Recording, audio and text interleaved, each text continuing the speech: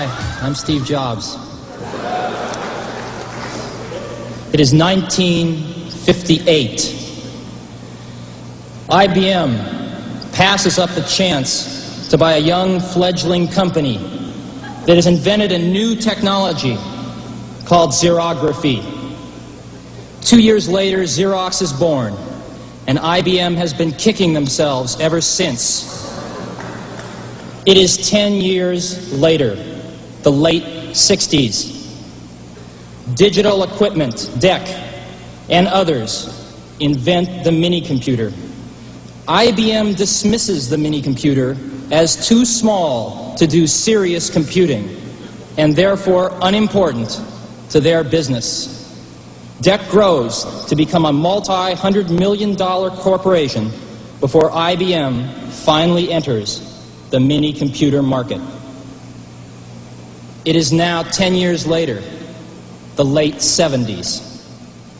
In 1977, Apple, a young, fledgling company on the West Coast, invents the Apple II, the first personal computer as we know it today. IBM dismisses the personal computer as too small to do serious computing and unimportant to their business. The early 80s. 81. Apple II has become the world's most popular computer, and Apple has grown to a $300 million company, becoming the fastest growing corporation in American business history. With over 50 competitors vying for a share, IBM enters the personal computer market in November 81 with the IBM PC.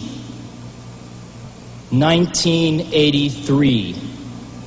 Apple and IBM emerge as the industry's strongest competitors, each selling approximately $1 billion worth of personal computers in 1983.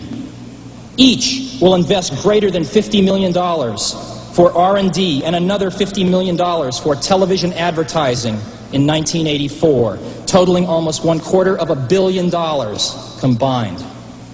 The shakeout is in full swing. The first major firm goes bankrupt, with others teetering on the brink. Total industry losses for 83 outshadow even the combined profits of Apple and IBM for personal computers.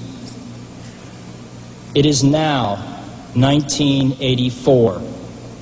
It appears IBM wants it all. Apple is perceived to be the only hope to offer IBM a run for its money.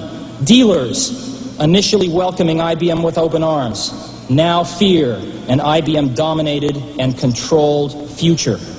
They are increasingly and desperately turning back to Apple as the only force that can ensure their future freedom.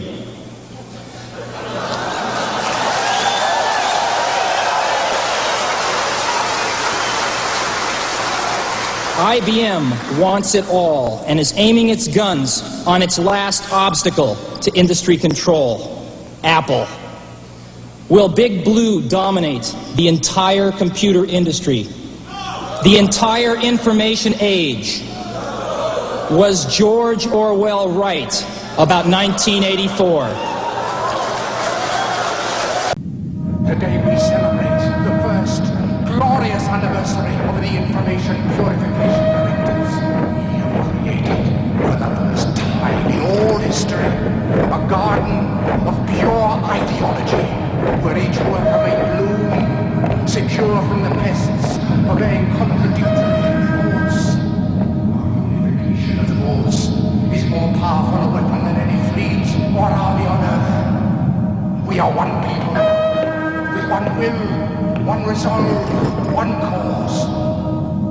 Our enemies shall talk themselves to death, and we will bury them with their own confusion. We shall prevail. On January 24th, Apple Computer will introduce Macintosh. And you'll see why 1984 won't be like 1984.